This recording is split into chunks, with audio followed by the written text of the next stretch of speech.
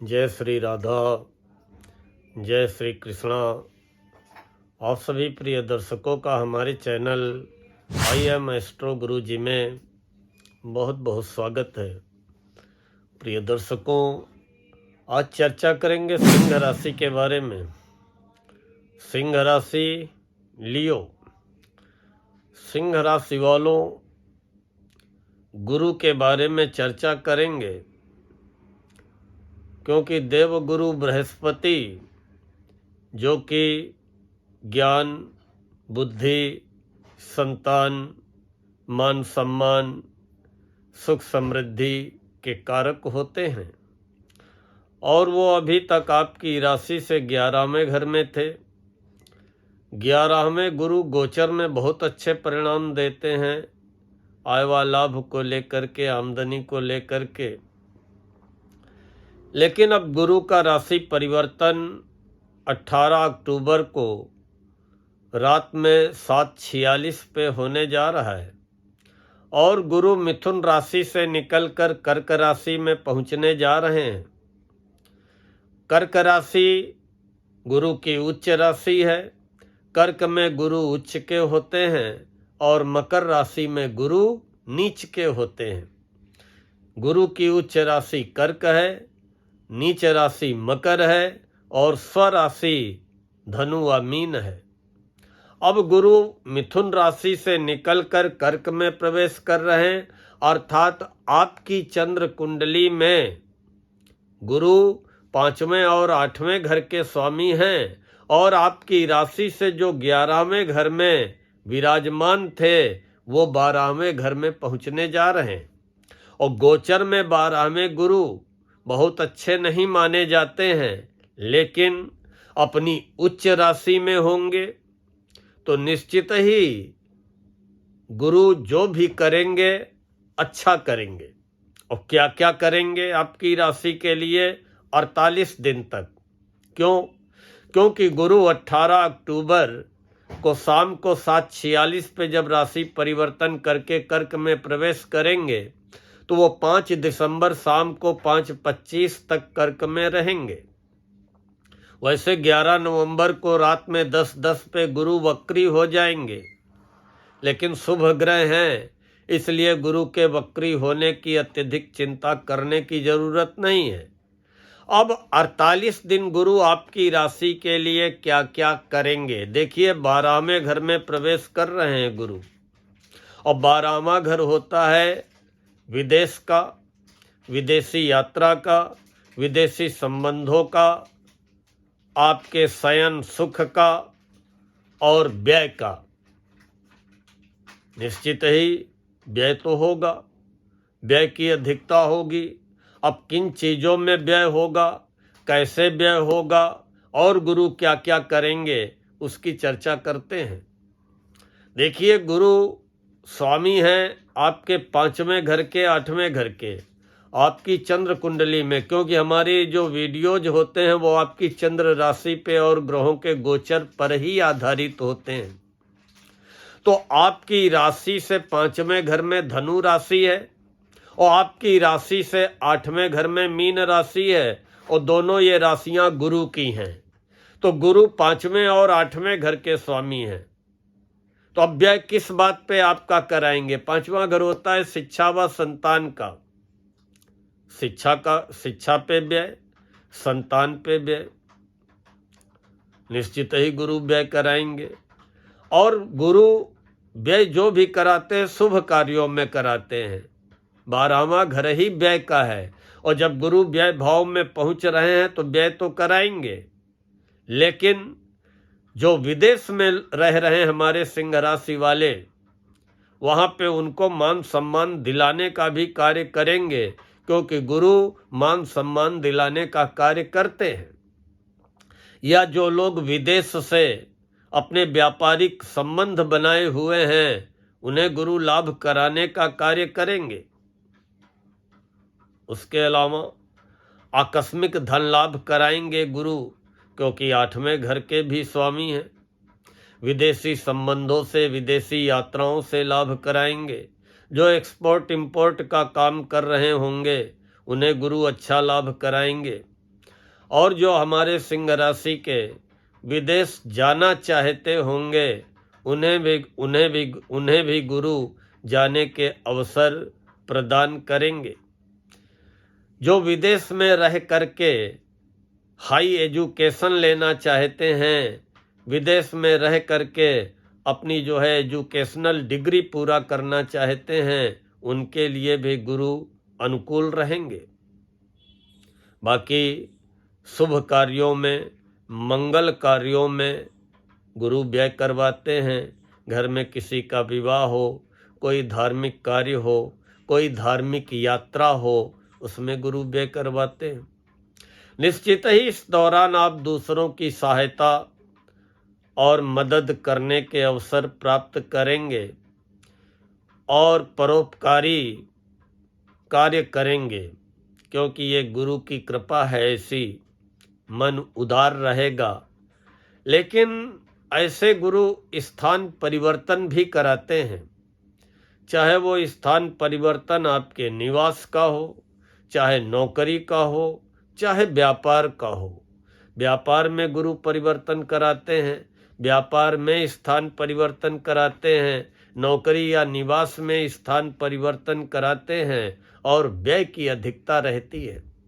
कभी कभी ऐसे व्यय आ जाते हैं, होते हैं, वो जरूरी खर्चे व्यर्थ के नहीं होते हैं, लेकिन उनसे मन विचलित हो जाता है या जो आपका बजट है वो गड़बड़ा जाता है।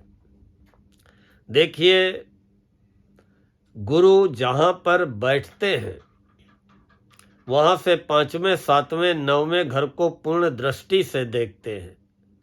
अब निश्चित ही 12वें घर में बैठ करके गुरु जहाँ जहाँ दृष्टि डालेंगे, क्योंकि गुरु की दृष्टि में अमृत होता है।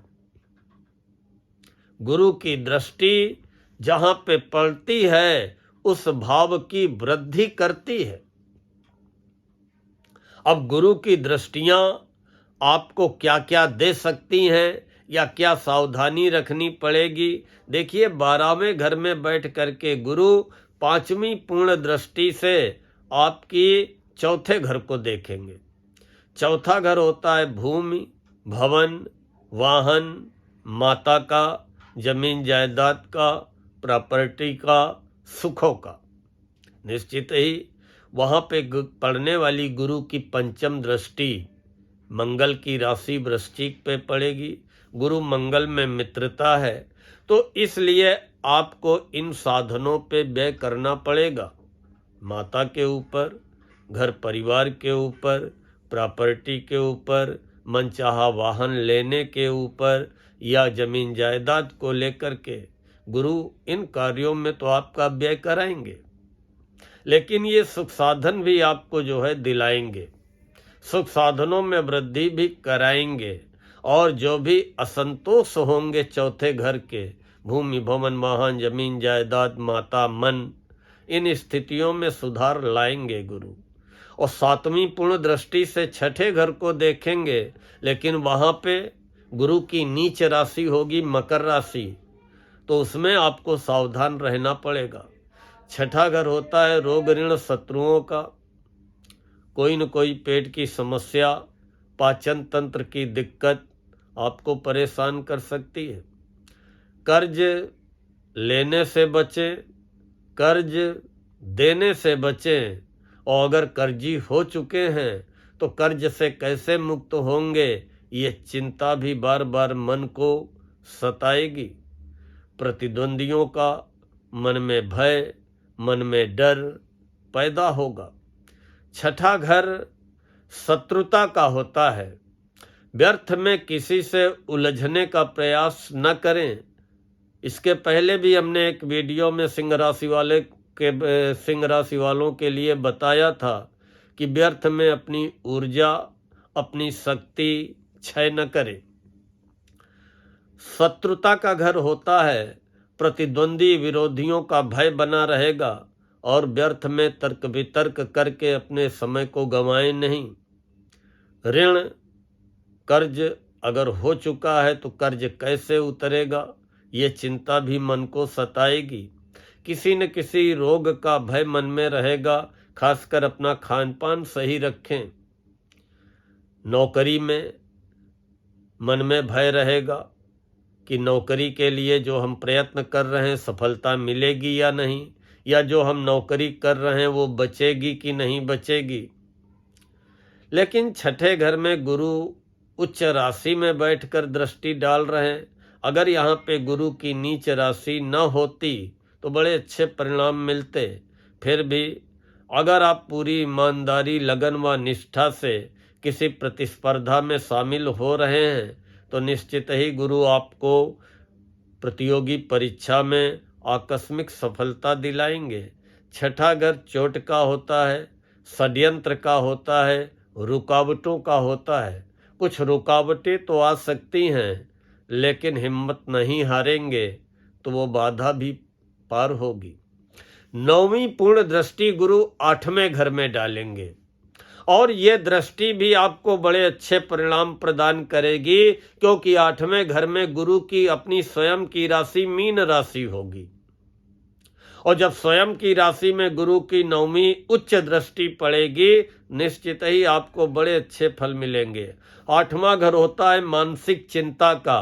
गुरु की यह दृष्टि आपकी मानसिक चिंता समाप्त करेगी। 8वां घर होता है गुप्त रोग का।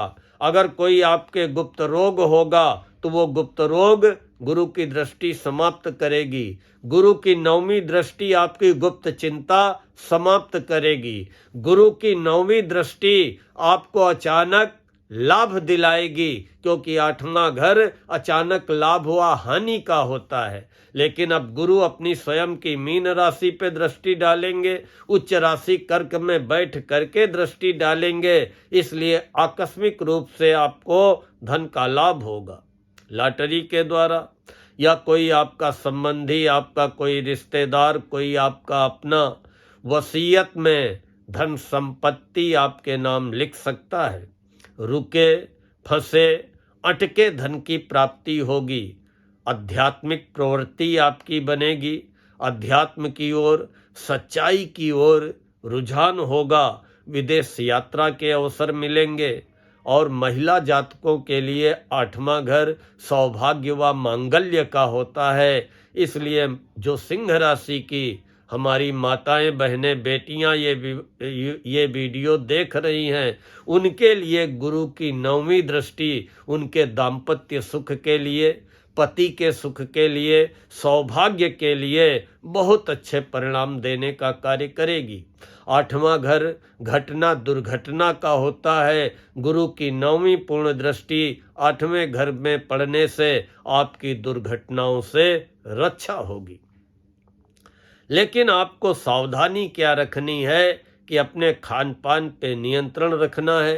किसी को उधार देने से बचना है, किसी से उधार लेने से बचना है, किसी को व्यर्थ में उपदेश देने से बचना है। मुफ्त की सलाह देने से बचिए। व्यर्थ के तर्क वितर्क पे न पड़ के अपने लक्ष्य को देखने का प्रयास करें।